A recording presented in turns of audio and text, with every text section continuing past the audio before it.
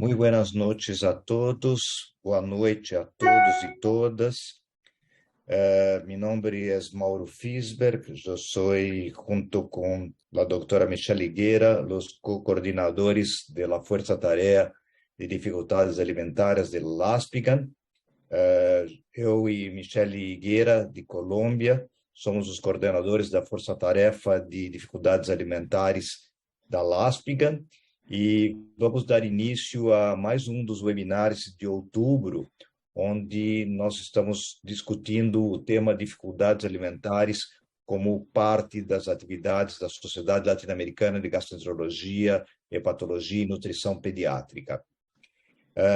Vamos hoy día a tener como invitada la doctora Silvia Sajuanello, que es de Argentina, pediatra gastroenteróloga de la Universidad del Salvador y del hospital. ¿Cómo se llama tu hospital, Silvia? ¿Cómo se dice? Hospital Pirovano. Pirovano. Yo quería saber si era pirófano. Perdón. Silvia va a brindarnos con la conferencia Signos de Alarma em Dificuldade Alimentária. Em português, são os sinais de alarme para o diagnóstico e para o manejo das dificuldades de alimentação. A Silvia vai falar em espanhol e eu vou pedir que, em respeito aos nossos colegas brasileiros que já estão acostumados com o espanhol, que fale um pouco mais lento, mas, de qualquer forma, qualquer dúvida que vocês tenham nesse período, nós vamos conversar. Então, se Silvia vai falar em espanhol, e vou pedir-lhe que hable lento ou despacio para que nossos colegas acá de Brasil puedan entenderla más perfectamente, pero de cualquier forma, en cualquier duda, en cualquier dificultad, yo estoy acá para ayudarlos en lo que sea necesario. Silvia, el escenario es tuyo. Buenas noches y buena suerte. Bueno, buenas noches a todos. En realidad yo soy colombiana formada en el país de Argentina, en la ciudad de Buenos Aires. Bueno, el día de hoy vamos a hacer un pequeño viaje, un poco por las generalidades de lo que son las dificultades alimentarias, para de esta forma poder entrar a fondo con lo que son los signos de alarma en este tipo de trastornos. Okay, espera, no me pasa la diapositiva. Okay, bueno. Generalmente en la consulta llegan los padres angustiados o preocupados porque tienen una frase muy en común con este tipo de trastornos y es la sensación o la percepción de que su hijo no come, ¿sí? Entonces, siempre nosotros debemos tomarnos muy en serio esta frase y esta preocupación que ellos nos manifiestan, y siempre debemos nosotros ofrecerles una orientación a ellos. No debemos tomarlo a la ligera. ¿Por qué? Porque si bien en la mayoría de los casos es una percepción errónea del poco apetito que tienen sus hijos, o en el caso de los cuidadores que tengan los niños, en realidad sí podemos estarnos enfrentando a un trastorno de la conducta alimentaria. Por más que sea un pequeño porcentaje, no lo debemos dejar pasar por alto. Aquellos niños que son un pequeño porcentaje pueden estar levemente afectados y se puede deber a que estén recibiendo unas conductas de alimentación inadecuadas, y esto puede tener a un corto o un mediano plazo consecuencias si no son manejadas o corregidas a tiempo. Por eso es importante destacar la labor que tenemos los pediatras, los gastroenterólogos, los nutricionistas o nutriólogos, incluso los psicólogos, cuando hay esta manifestación de esta percepción por parte de los padres. Vamos a sacar un poco una definición de lo que viene siendo el trastorno de la conducta alimentaria, y para eso Godoy, él dice que es como la existencia de una ingesta oral alterada, no apropiada para la edad, y puede estar asociada a problemas médicos, nutricionales, problemas de habilidades en la alimentación o simplemente una disfunción psicosocial. Para eso es importante que nosotros también tengamos claro las terminologías que vamos a utilizar en los trastornos de la conducta alimentaria. Podemos tener, por ejemplo, lo que es la neofobia. Esto generalmente se va a dar en los primeros años de vida. Se basa en lo que es el rechazo a los alimentos nuevos o desconocidos para el niño. Son esos niños que se niegan a probar, ¿sí? Normalmente esto constituye un problema leve y ¿cómo lo podemos resolver? Exponiéndolo en repetidas ocasiones al alimento que ellos rechazan. Luego tenemos el picky eating. Este es un término más anglosajón que se utiliza para lo que nosotros llamamos, entre comillas, el niño quisquilloso. Es ese niño que tiene poco apetito, que es como muy, decimos nosotros, problemático para comer, muy selectivo. Esto suele ser un problema leve o un problema transitorio en la conducta alimentaria. El fallo de Medro es ya ese niño que tiene una incapacidad para mantener la velocidad normal de lo que es su crecimiento. Hablamos de peso, de talla. Se da más que todo bueno en los menores de 3 años y puede llegar a poner en riesgo lo que es su salud, así como también el correcto desarrollo del niño. Ya la dificultad de la alimentación es un término muy amplio. La verdad es que es muy difícil definirlo como quizás lo es más para los otros términos, porque engloba cualquier problema que esté relacionado con la alimentación. Esto incluye incluso la falsa percepción que pueden tener los padres o los cuidadores, y también incluye los que sí son verdaderos trastornos de la conducta alimentaria. Mientras que ya el trastorno de la conducta alimentaria sí es el problema relacionado con la conducta, y esto produce trastornos nutricionales, psicosociales, emocionales en el niño, sobre todo en un rango de edad entre los 0 y los 6 años. También aquí puede entrar o equivale a lo que es el trastorno de la evitación o de la restricción de lo que son los alimentos. Hablando un poco de la epidemiología, en la mayoría de los casos encontramos que es una falsa percepción de los cuidadores y se habla de que entre 1 y un 5% de los niños pueden presentar un verdadero trastorno.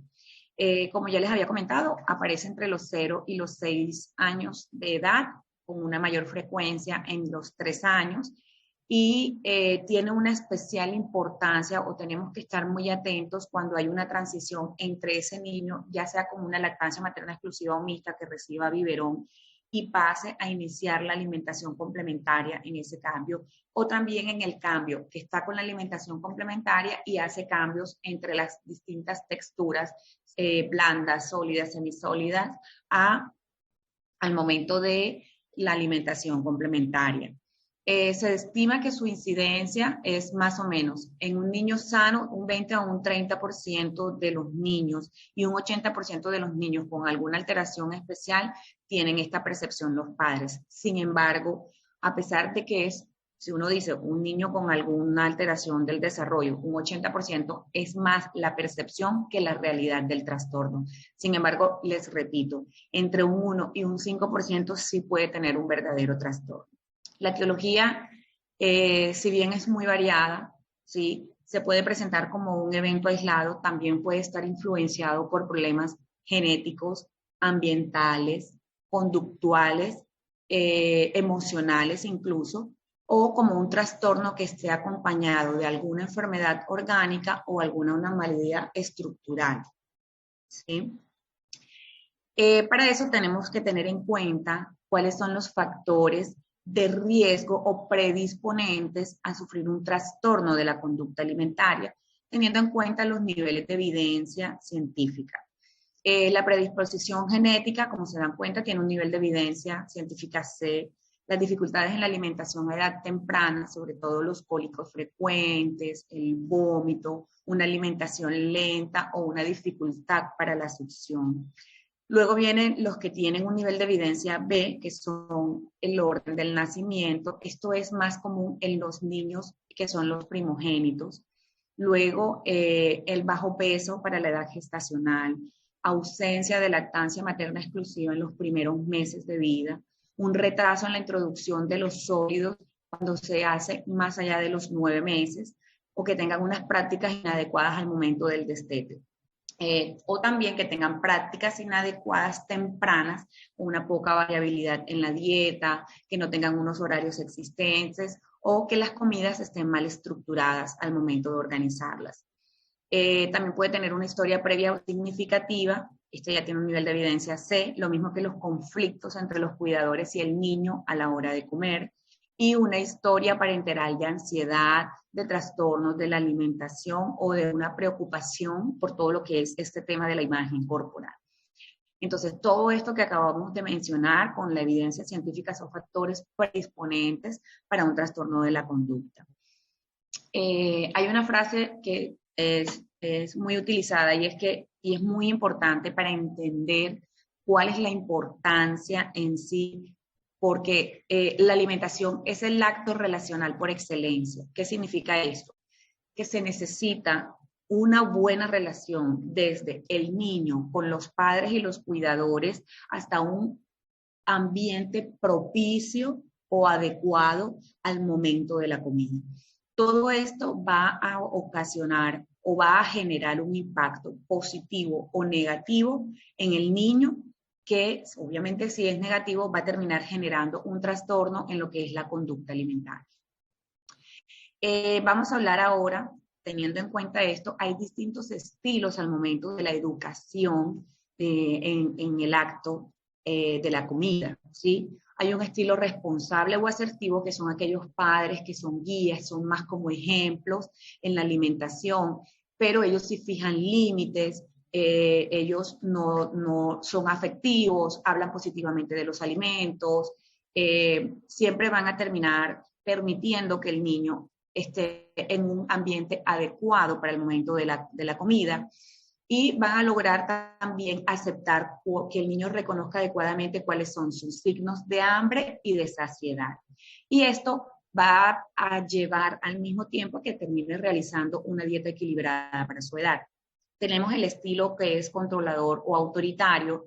Estos ejercen ya un control estricto sobre el niño, llegan a utilizar la fuerza, el castigo, la coacción, y el niño ignora en ese momento las señales de hambre y de saciedad, porque termina siendo un infierno, por así decirlo, el momento de la comida. Y esto termina siendo contraproducente a mediano plazo en la relación con la alimentación. Tenemos en cambio el estilo indulgente o permisivo, que es, como lo dice la palabra, los padres son demasiado permisivos, le permiten escoger al niño qué comer, cuándo comer, dónde comer, cómo hacerlo, y el niño hace prácticamente lo que le place y no hay ningún límite como tal. Entonces esto termina condicionando la dieta, llega a ser inadecuada y pone en mayor riesgo la salud del niño, sobre todo riesgo de obesidad, porque aquí ya no va a haber un reconocimiento sobre lo que es la saciedad en el niño.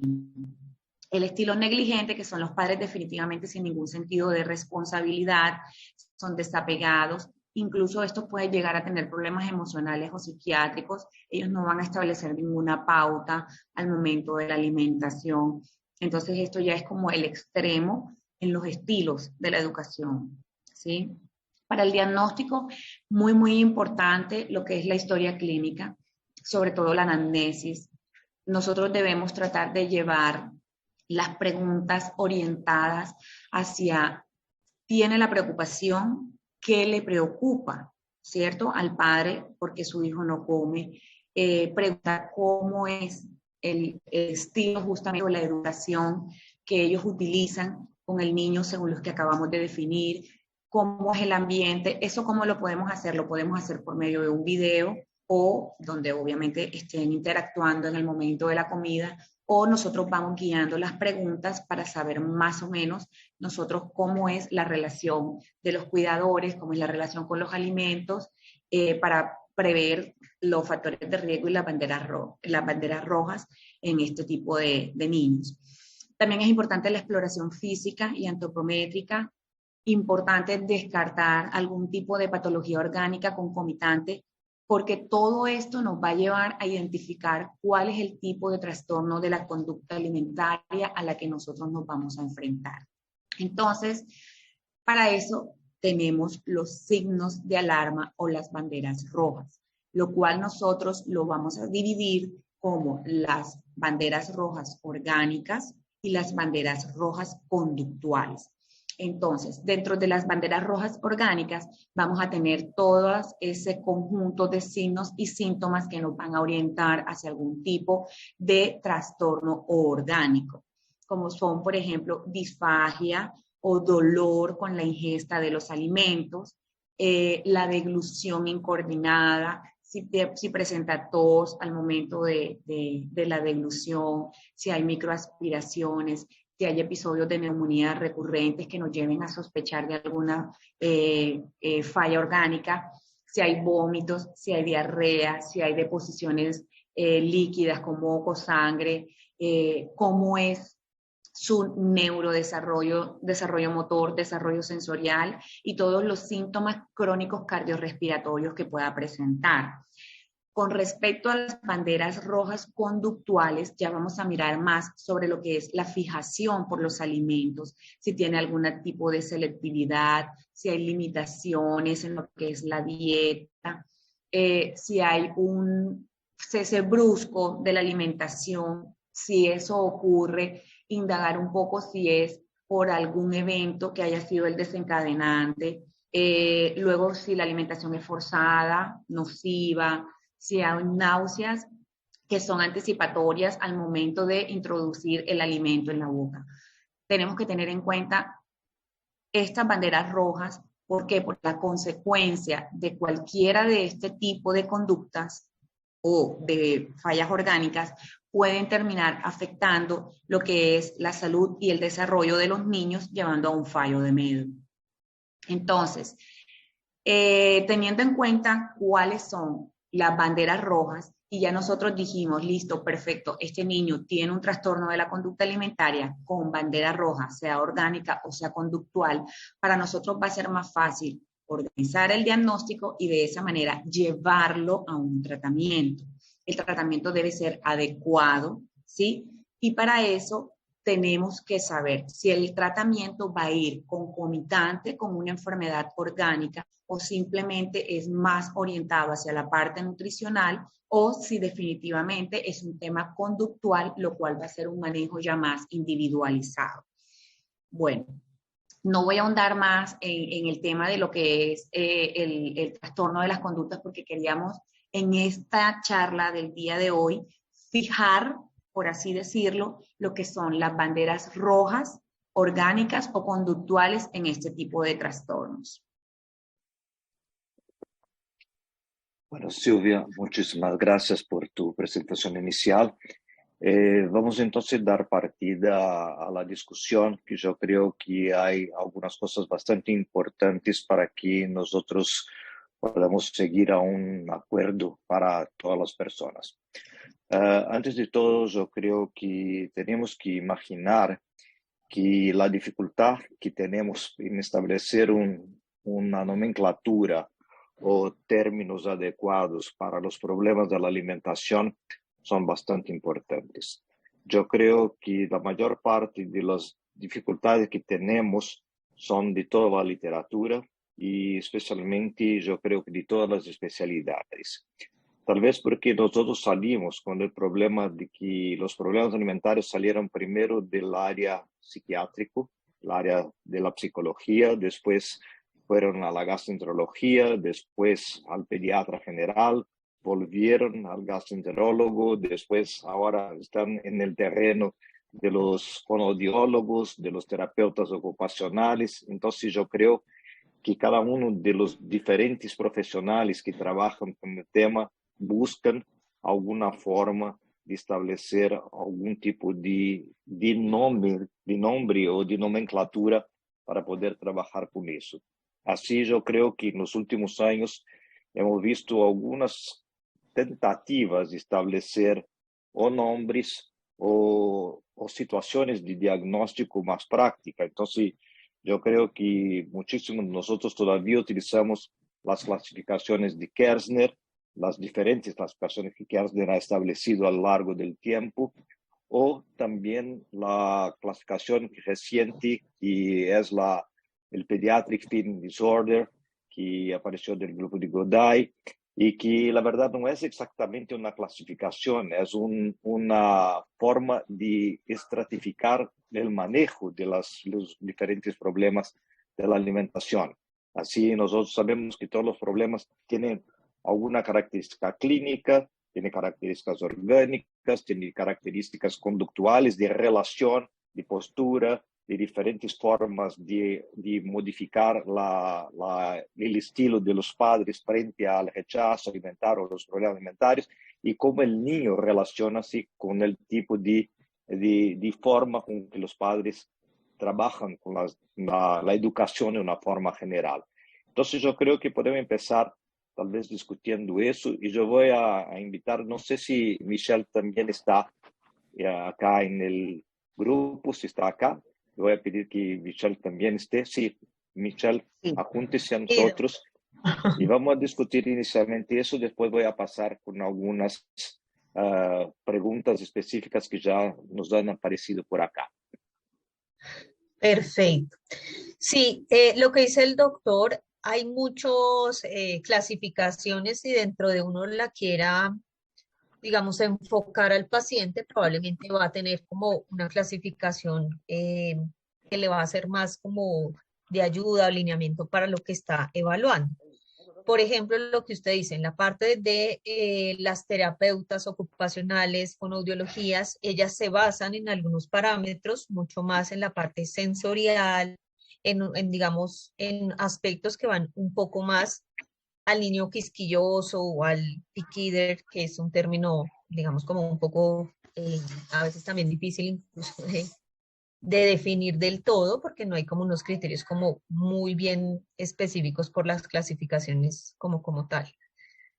Dentro de la organicidad y lo que decía Silvia, yo creo que para nosotros como profesionales ese es como el pilar fundamental, porque si vemos, digamos, el artículo de Chatout, que el 25% más o menos podría tener dificultad alimentaria de lo que el padre puede describir, sí tendríamos nosotros que especificar realmente cuál es una verdadera dificultad o cuál podría ser realmente algo del proceso normal, como la disminución del apetito después del año o conductas que son más de resolver como en el aspecto familiar. En la consulta yo creo que todos somos muy familiares con que los papás tendrán alguna queja, por lo menos alguna, de la dificultad de alimentación. Y yo, por lo menos, mi grueso de mis pacientes son niños con alergia alimentaria, y en este sí que es muy detallado uno verificar si solamente puede ser algo como conductual o algo por evaluar de esta parte, o si realmente estamos con una esofagitis eosinofílica o otra enfermedad como tal orgánica que nos esté explicando esta parte. No sé ustedes qué más consideran. Bueno, yo quería agregar algo, y es que yo creo que para nosotros es muy común en la consulta que sí, llegan con que el niño no come. Hay que ver el entorno del niño, cuál es. ¿Es un niño sano o es un niño enfermo? O con alguna condición, ¿sí? Porque, por ejemplo, si es un niño sano, listo, podemos incluirlo dentro de la terminología que ya utilizamos. Si es un niño que viene con alguna condición, una alergia alimentaria, un estreñimiento, por ejemplo, o una constipación, o una esofagitis eosinofílica, ya digamos que como el abordaje es distinto, porque ya tenemos que irnos más hacia la parte orgánica y comenzar a hacer intervenciones más médicas, más allá de lo conductual, ¿sí? Que obviamente, por así decirlo, nosotros generando una mejoría en la parte de la enfermedad, al mismo tiempo vamos a generarla en lo que es su parte de la conducta alimentaria, ¿sí? Un niño que llega a superar su alergia, cuando supera la alergia ya va a tener de por sí ciertos alimentos restringidos mucho tiempo, que va a ser difícil la reintroducción o la aceptación de ese tipo de alimentos. O lo mismo los niños con algún tipo de alergia alimentaria en general, no solamente las proteínas de la leche de la vaca, por ejemplo, que quizás es la más común. O el que tenga la esofagitis eosinofílica por reflujo, etcétera, etcétera. Y no solamente también en la parte orgánica, volvemos, también es la parte emocional o medioambiental. también hay que ver qué tan expuesto está a las distintas variedades de alimentos que tiene ese niño. Porque de pronto el niño es sano, pero la exposición a los alimentos es poca, ya sea por un medio económico, cultural, social o simplemente la educación o el estilo de la educación que ha tenido con respecto a la alimentación. Entonces, no es muy fácil como encasillar. Para algunos faltan criterios, para otros de pronto uno se sobrepone sobre los otros, pero bueno, la idea de esto es llegar como a saber cuando nos llega hacia dónde podemos orientarlos. Yo creo que tú estás absolutamente cierta, Silvia. Yo creo que realmente mucho más importante do que llegar a un diagnóstico específico de una situación conductual es cómo hacer la conducta y cómo direccionar el tipo de tratamiento o el tipo de profesional o el tipo de grupo que vamos a buscar para intentar llegar a una solución. Yo creo que es bastante interesante que la mayor parte de las clasificaciones, la verdad, no llegan a una clasificación adecuada. Porque, por ejemplo, si yo voy a pensar, por ejemplo, en los niños que tienen un disturbio específico orgánico, seguramente, si yo tengo un disturbio orgánico de larga duración, seguramente yo voy a tener problemas conductuales, tanto de la familia como del niño. Si yo tengo un problema conductual de larga duración, seguramente yo voy a tener consecuencias que van a generar, por ejemplo, diferencias inmunológicas, deficiencia de ingesta de nutrientes o especialmente alguna alteración inmunológica o alguna cosa de desarrollo. Entonces, realmente esto es bastante complejo. Todo el niño que tiene bajo apetito, por ejemplo, o apetito limitado, seguramente también va a ser selectivo. Difícilmente va a ser un individuo que simplemente disminuye de una forma general la alimentación, pues que no sea por una condición aguda. Entonces, realmente la mayor parte de los niños selectivos tienen baja alimentación. Los niños que tienen baja alimentación son selectivos y con eso tenemos una dificultad bastante larga de diagnóstico, pero mucho más importante es trabajar con el espectro. Y la verdad también no es un espectro lineal, porque la verdad no es simplemente que vamos del más sencillo al más grave, pero también son cosas que se generan y por eso nosotros pusimos una cornucopia como el símbolo del FIDSMI, que sea una condición de que las cosas se tocan. Las cosas normalmente tienen periodos de mejoría y de peora y que van a estar relacionados unos con los otros todo el tiempo. Entonces yo quería tal vez trabajar contigo con una pregunta muy básica. ¿Sería la bandera roja o los señales de alarma una condición simplemente para diagnóstico? ¿Es una cuestión que utilizamos para tener un diagnóstico más importante o por lo menos buscar algunas características de diagnóstico más complejas? ¿O simplemente sería alguna cosa que nos llamara la atención para que tentáramos llegar a una discusión si es un problema orgánico de un determinado tipo o de otro tipo? ¿Qué sería exactamente las banderas rojas? ¿Serían señales de asociación o no? Yo pienso que las señales de bandera roja nos sirven sobre todo para tener en cuenta el riesgo de la salud de ese niño que tenga un trastorno de la conducta alimentaria. O sea, qué tan en riesgo o qué tanta vulnerabilidad tiene para fallar en su crecimiento, ya sea peso, talla, antropométricamente, hablando del tema físico, porque no es solamente las banderas rojas en el tema orgánico, sino también conductual. Entonces, eso nos sirve para ver el riesgo de la salud física, emocional de nuestro paciente. Para mí, yo las pondría más en práctica para eso, para valorar el riesgo de salud de ese paciente que nos llega. Si son conductuales, más sobre el tema emocional, medioambiental y todo esto, porque salud es el equilibrio físico, mental, emocional de la persona. Entonces, por eso yo creo que las banderas rojas van guiadas hacia estos aspectos, para nosotros tenerlas en cuenta siempre para que ese paciente no termine enfermo o con un fallo de medro o con una enfermedad concomitante que la dejamos pasar por alto y termina a mediano o largo plazo generando una consecuencia mayor o severa. Yo creo que la bandera roja o los señales de alarma nos sirven para que no nos olvidemos de una historia muy importantemente realizada un examen físico bastante importante, evaluar adecuadamente el entorno familiar. Todo eso va a determinar que diferentes señales son de alarma y de alerta para que nosotros busquemos algunas condiciones importantes. Yo creo que muchos de ustedes ya me escucharon, yo creo que el primer señal de alerta más importante que tenemos es cuando una familia está preocupada. Si la familia ya está preocupada, si la familia tiene algún grado de angustia, yo creo que es el primer señal importante de alerta que tenemos que tomar. Y no buscar solamente decir a la madre, no hay problema antropométrico, los exámenes laboratoriales están buenos, salga de acá, vuelva después, porque eso es normal. No es normal. La familia tiene que ser orientada de alguna forma. Bien, yo tengo una pregunta del doctor Reinaldo Michel y que quería que tú comentara un poco sobre las relaciones del trastorno de conducta alimentaria y los diagnósticos del DSM-5, especialmente el TARI, el trastorno de alimentación restrictiva evitativo, que son un poco diferentes de las dificultades alimentarias generales como estamos trabajando. Claro, yo no puse eso en la charla porque no sabía si de pronto alguno de mis compañeros más adelante lo iba a hacer, entonces no quería como dañarle el momento. Pero bueno, lo que nosotros estábamos hablando, que es el tema de las clasificaciones, ¿sí? Los trastornos de las conductas alimentarias, dependiendo de la forma de la manifestación que vaya teniendo, ¿sí? Nosotros las podemos ir encasillando, por así decirlo, para ir llevando al adecuado orientación o manejo, ¿sí?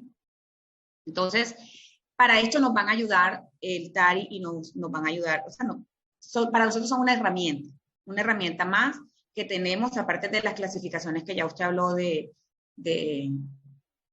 los trastornos de la conducta alimentaria. Entonces, es más como herramientas para utilizarlas, ¿sí? Yo creo que es importante comentar algunas cosas que, la verdad, como el doctor Reinaldo afirmaba, que realmente los TARIs son muy diferentes de los problemas que estamos discutiendo usualmente y que son los problemas más comunes de ambulatorio. Nosotros tenemos, como ustedes saben, un ambulatorio que tenemos en nuestro centro, donde trabajamos solamente con niños con problemas alimentarios, y el grupo que tiene trastorno evitativo restrictivo, o que tiene modificaciones antropométricas importantes, o que tiene malnutrición, o que tiene algún problema bastante más complejo físico, son bastante limitados, son bastante pequeños. Entonces, realmente la mayor parte de ellos son normalmente eutróficos o tienen hasta sobrepeso, usualmente tienen laboratorio bastante adecuado y tienen muy poca alteración específica de una conducta que podría ser clasificada como TARI o como un Más que trastorno un evitativo. trastorno, claro, Sí, disculpen, más que un sí, trastorno, quizás esto ya son más sobre dificultades alimentarias. sí. Eso es más común y es más frecuente en nuestros consultorios, depende de dónde estamos. Por ejemplo, si tú tienes un consultorio de gastroenterología pediátrica, seguramente ustedes van a recibir un número mucho mayor de patologías orgánicas relacionadas o a la alergia o la intolerancia o la esofagitis o cualquier otro problema que está relacionado al estreñimiento o cualquier otra cosa, pero que, por ejemplo, no es lo que va a verificar un pediatra que está haciendo control de niños sanos, que tienen un otro tipo de patología, pero que también son problemas extremadamente graves y que no es porque no tiene un trastorno de restricción importante de algún tipo de alimentación o que no tiene alguna alteración emocional muy importante o que normalmente no tiene alteración nutricional y pérdida de peso o de ganancia ponderal, no es grave. Es grave. Y eso es importante, porque nosotros muchas veces decimos que la familia está muy angustiada y muchas veces el niño no está con ningún tipo de sufrimiento específico visual. Yo discuto muchísimo con la fonoaudióloga de mi grupo, la doctora Camila Fussi, que el niño siempre está angustiado, pero que tiene una forma diferente de demostrarlo. Pero la familia sí llega con una angustia muy importante, una preocupación muy importante para eso. Entonces yo creo que tenemos que también separar lo que es una clasificación psiquiátrica de una clasificación que fue realizada para el pago de conductas específicas psiquiátricas en consultorios prepagados de Estados Unidos y que no tiene nada que ver con la realidad de algunas situaciones que tenemos en nuestros países. Entonces yo creo que muchas veces nosotros confundimos un poco lo que son los trastornos específicos del área psiquiátrico con los problemas conductuales que ni siempre son psiquiátricos específicamente, o por lo menos que no necesitan un tipo de evaluación médica o una medicamentalización tan grave como algunos problemas que tenemos de los trastornos. Y por eso que acá en Brasil, por ejemplo, nosotros no utilizamos la palabra trastornos para el área pediátrico, para los problemas que no son psiquiátricos. Entonces nosotros utilizamos problemas, desórdenes o otras condiciones, pero no utilizamos el problema de trastornos para no confundir, con, por ejemplo, con anorexia, con bulimia, con compulsión nocturna, etcétera, para que no exista, y con el propio TARI, para que no exista alguna confusión específica. Entonces tenemos que tener muchísimo cuidado cuando establecemos un diagnóstico específico para eso. Muy bien. Yo, una cosa como por último lo que dice el doctor, los papás siempre buscan o una ayuda, o un consejo, o un lineamiento.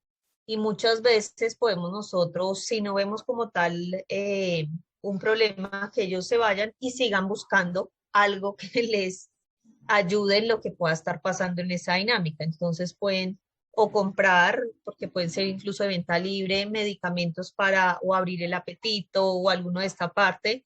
Entonces, si bien sigue igual esa situación o esa parte, digamos, de disconfort en la familia, no tampoco estamos logrando resolver y sí podemos tener, pues, digamos, mayores problemas como más grandes. Entonces, siempre lo que dice el doctor, muy importante, a veces escuchar a esta familia y cómo saber orientar.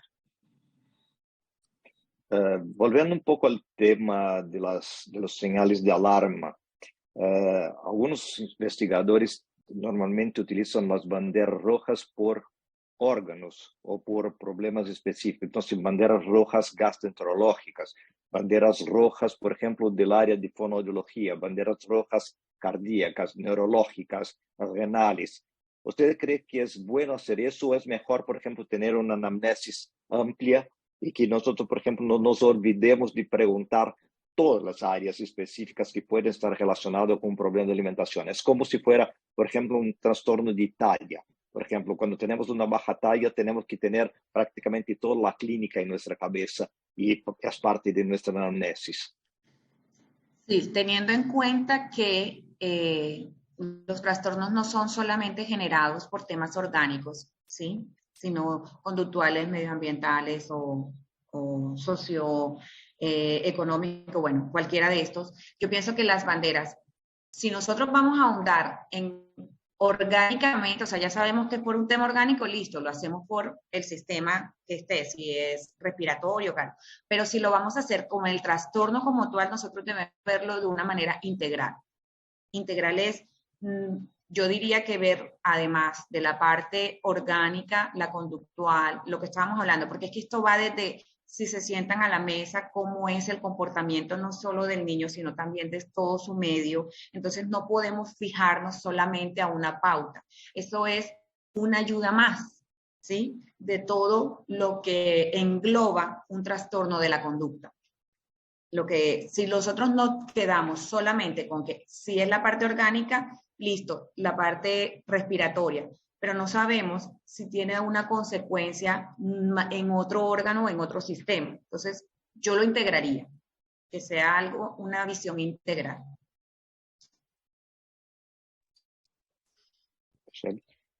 Sí, totalmente. O sea, la historia clínica siempre será el pilar fundamental que nos puede dar realmente como toda la evaluación y no solamente como buscando lo que dice Silvia, organicidad, sino por ejemplo muchas veces hay preguntas en la alimentación como cuánta cantidad de agua, cuántos de hábitos que también si empezó el colegio, o sea, muchos de la rutina. Y también en el examen físico, también señales que podamos ver que pueden hacernos pensar también alguna otra bandera, digamos, de neurológica o alguna otra cosa. A veces uno llega a la consulta y ve también que puede haber como algún problema de golpe no del niño, sino en la familia. Puede haber o una separación o un viaje o alguna cosa que cambió esa dinámica y de pronto por ahí también como que hubo estos aspectos que cambiaron la rutina del niño y pueden generar dificultades en la alimentación. Es muy importante también que intentemos desde el principio llegar a la consulta, escuchar un poco a las familias.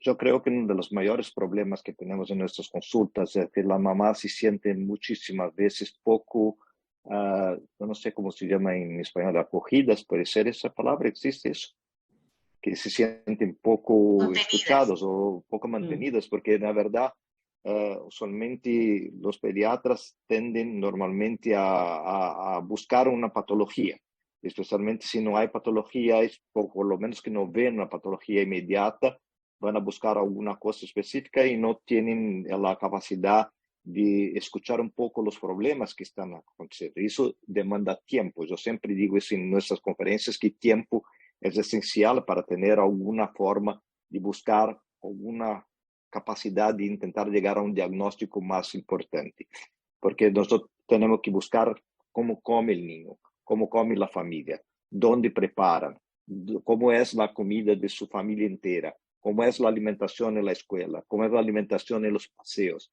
cómo es la alimentación en los restaurantes, cómo es normalmente cuando van a casa de familiares, cómo es cuando van a casa de amigos, cómo es que yo puedo trabajar una encuesta alimentaria para tener, por lo menos, saber si nos falta algo, si tenemos alguna deficiencia, por lo menos clínica, que podemos hacer. Entonces es una cosa que nos demanda muchísimo tiempo y tal vez no una única consulta, tal vez necesitemos muchísimas consultas para conseguir llegar a un diagnóstico. Entonces es una cosa que tenemos que aprender a escuchar y aprender a buscar cosas que no es parte de nuestro entrenamiento básico, porque usualmente nosotros no tenemos mucha capacidad de buscar cosas que no tienen una característica muy organicista. Entonces tenemos que tener una forma de conocer un poco mejor cómo se relaciona el niño con su familia, con el ambiente, y cómo ese ambiente y su familia se relacionan con el niño. Y yo creo que eso es una cosa que tenemos que aprender muchísimo entre nosotros para que tengamos siempre una capacidad de escuchar al niño y a su familia.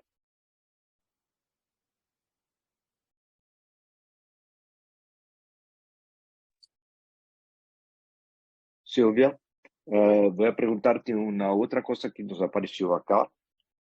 ¿Sería normalmente los señales, por ejemplo, que tenemos de algunas patologías, serían usualmente una forma de que nosotros tuviéramos que buscar una enorme cantidad de exámenes? Por ejemplo, si yo tengo un niño que vomita, por ejemplo, con frecuencia, ¿cómo voy a buscar eso como un señal de alarma y cómo yo sigo para el diagnóstico? ¿Cómo yo voy a buscar un diagnóstico basado en un señal de alarma, por ejemplo, vómitos de repetición?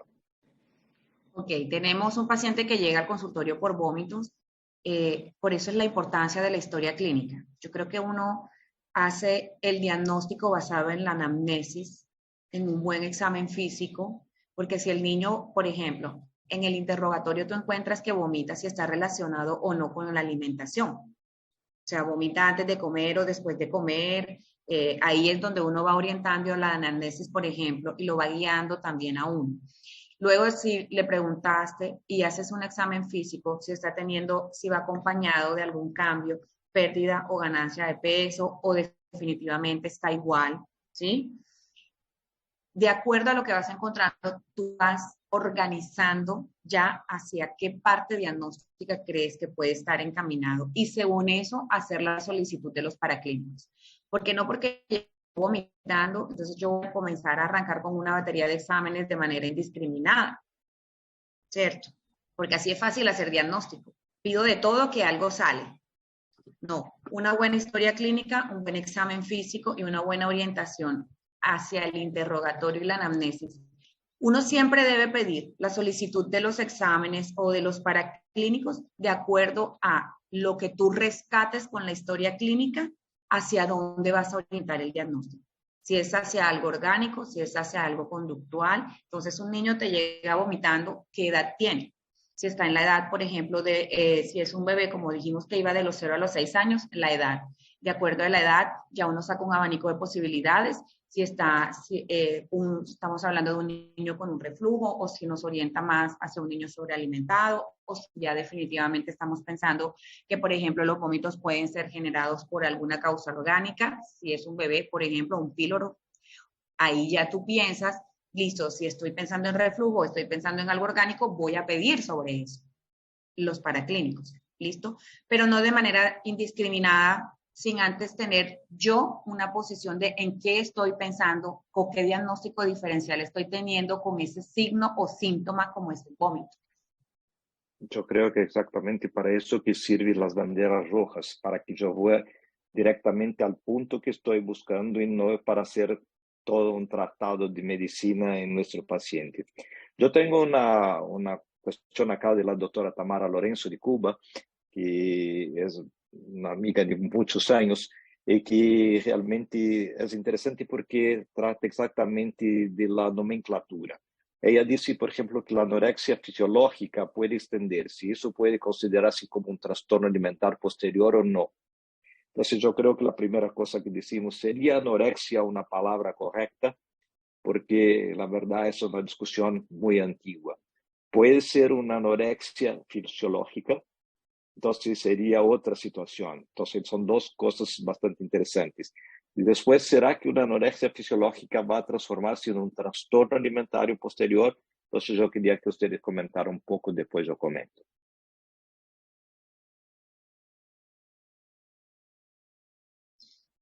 Bueno, yo creo que cuando utilizamos la palabra anorexia ya estamos encasillando, o sea, ya estamos marcando, ¿sí? Decimos anorexia fisiológica. Puede extenderse, esto puede ser un trastorno, ya, si estamos hablando de anorexia, ya estamos hablando, ya es un signo de alarma, por así decirlo. Entonces, ya lo estamos encasillando hacia, hay que llevar, ¿qué fue primero? O sea, ¿la anorexia es un trastorno de la conducta o el trastorno de la conducta lo llevó a hacer anorexia? Poniéndolo como un trastorno ya psiquiátrico, ya sea una dificultad, ¿cierto? Entonces, la anorexia la vamos a ver como una dificultad o como un trastorno. ¿Cuál lleva primero? ¿Es el huevo la gallina o la gallina el huevo? Entonces, vuelvo. Para esto también nos sirven las banderas rojas. ¿Hasta qué punto realmente es fisiológico o hasta qué punto ya se está volviendo una consecuencia de un trastorno? ¿Cierto? Entonces ahí nuevamente implementamos nuestra herramienta, que es la historia clínica. ¿Qué tan anorexia fisiológica es o qué tan trastorno realmente es? ¿Cierto? Yo tal vez vuelva a la pregunta básica. ¿Existiría la anorexia o sería tal vez una hiporexia o sería tal vez una disrexia o tal vez alguna otra nomenclatura más adecuada? Porque yo creo que otra vez estamos confundiendo un poco las cosas psiquiátricas con los trastornos de desarrollo normal. Especialmente estamos discutiendo algo fisiológico, como por ejemplo una disminución del apetito, por ejemplo, que aparece al final del primer año de vida. O cuando yo tengo una enfermedad que la verdad no es fisiológico, pero yo imagino que sea normal que el niño disminuya su apetito cuando está en la presencia de un pródromo o cuando va a tener un estado de una enfermedad. Y la segunda situación es si realmente es una disminución del apetito, si es una reducción de algunos tipos de alimentos, porque, por ejemplo, muchas veces yo tengo un niño que está con alguna disminución de apetito, pero sigue comiendo, por ejemplo, postres, ¿no? Sigue comiendo carne, sigue comiendo leche, que es lo más común. Entonces, disminuye la aceptación de la comida principal, pero sigue aceptando leche, o leche materna, o, por ejemplo, leche en biberón. Entonces, esos son discusiones importantes. Yo no considero eso como anorexia. Yo creo que es una disminución del apetito o disminución de la cantidad de alimentos y por eso tenemos que discutir adecuadamente. ¿Y eso es fisiológico o no es fisiológico? Entonces, si es porque tiene una patología, porque tiene un pródromo o porque yo no he hecho diagnóstico todavía o voy a hacer un diagnóstico posterior, entonces yo tengo que imaginar lo que significa ese periodo fisiológico. Y si realmente una cuestión específica va a se transformar en un trastorno, la mayor parte de los trabajos que tenemos no son prospectivos y no muestran que hay un camino de una dificultad alimentaria o de un problema alimentario hasta un trastorno psiquiátrico. Existen algunos trabajos retrospectivos que van a buscar los individuos que tienen, por ejemplo, anorexia nerviosa, o por ejemplo, tienen bulimia, o tienen alguna condición que yo veo para atrás, y algunos de ellos tuvieron problemas alimentarios en la niñez. Pero esos trabajos no muestran 100%. Muestran que es alrededor de unos 20-25% de las personas que tuvieron problemas alimentarios tuvieron problemas en la infancia. Pero mucho más importante, por ejemplo, es la dieta materna o la condición que hicieron o problema del estado nutricional del individuo en ese determinado momento que sirvió como un bullet o un gatillo para que se desarrollara un problema psiquiátrico.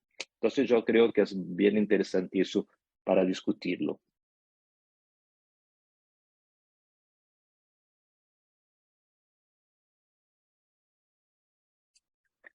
¿Seguimos? Un último comentario con respecto a este tema de la hiporexia, la anorexia, principalmente en los niños un poco más grandes. Esto también va con la parte de, en el entorno familiar, como ven ellos, por ejemplo, la cantidad en el plato de la comida, como ven ellos la composición corporal, lo que yo les decía inicialmente. O sea, los padres son el ejemplo, ¿sí?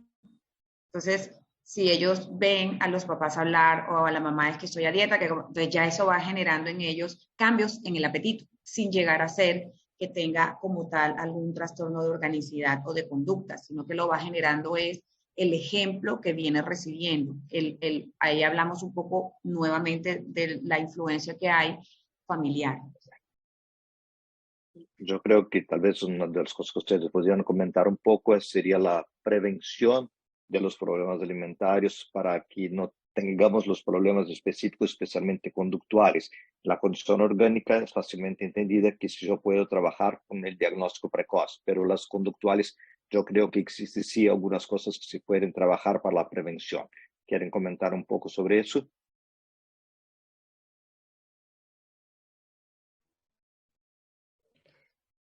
¿Me escuchan? Sí. Bueno, es que algo salía y no podía desactivar mi... sí, yo quiero hacer un pequeño comentario de lo que estaban hablando primero antes y luego como de la parte de prevención. Yo creo que el término anorexia sí no debería, en mi concepto, digamos, utilizarse porque eso ya genera como el papá va a seguir diciendo mi hijo tiene anorexia. La palabra fisiológica él no la va a entender muy bien, pero sí anorexia. Y pueda que incluso dejemos ya etiquetado a este niño como es que mi niño tiene anorexia. Entonces me parecería un poco no lo que dice usted, doctor, algún otro tipo de trastorno, una hiporexia o alguna otra parte que pudiésemos utilizar como terminología si quisiéramos evaluar lo que está ocurriendo en este momento de la vida de este niño.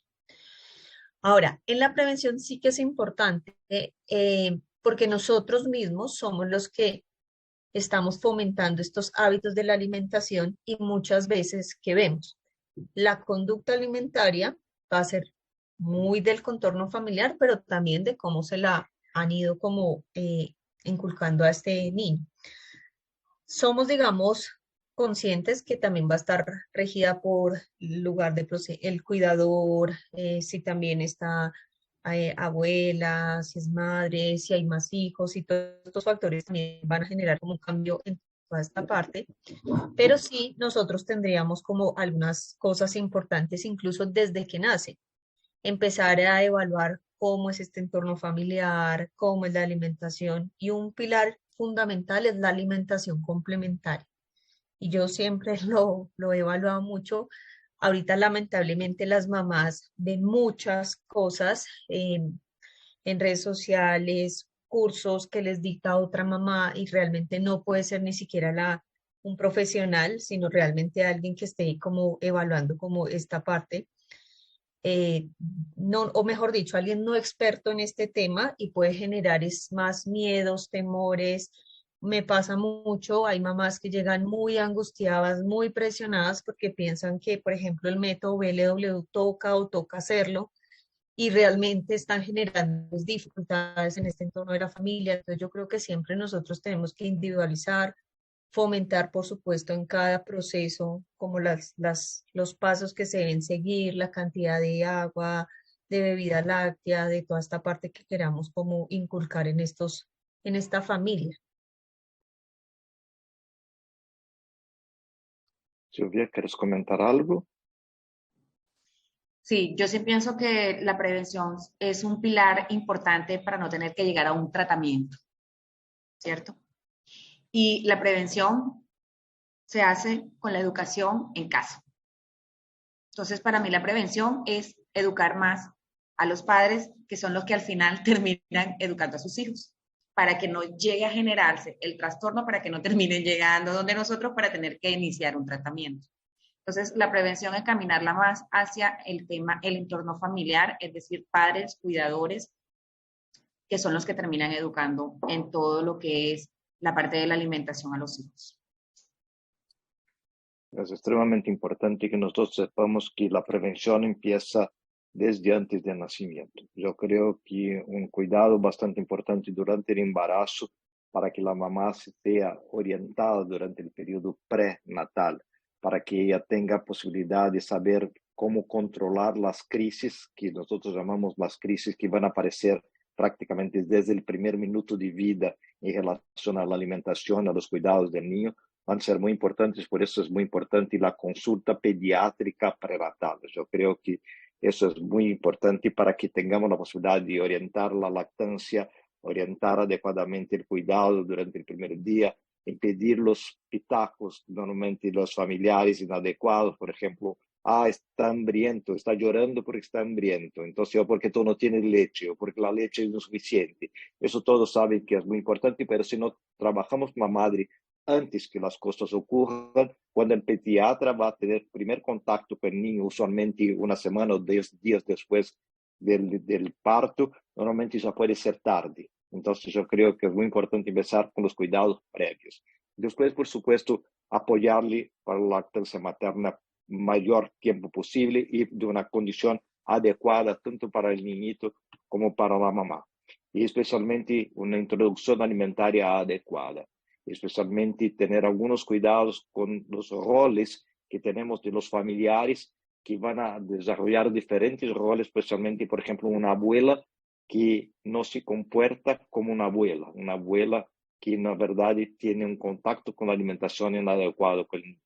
Si la mamá tiene que cuidar de una otra forma o tercerizar el cuidado de su niño, tenemos que tener muchísimo cuidado quién va a ser el cuidador y cuál va a ser el tipo de orientación y que la familia esté muy atenta a quién está cuidando y cómo se hace el cuidado tercerizado, que puede ser tanto a un familiar, puede ser una niñera, puede ser una cuidadora que muchas veces no tiene ningún tipo de educación adecuada y puede ser la escuela.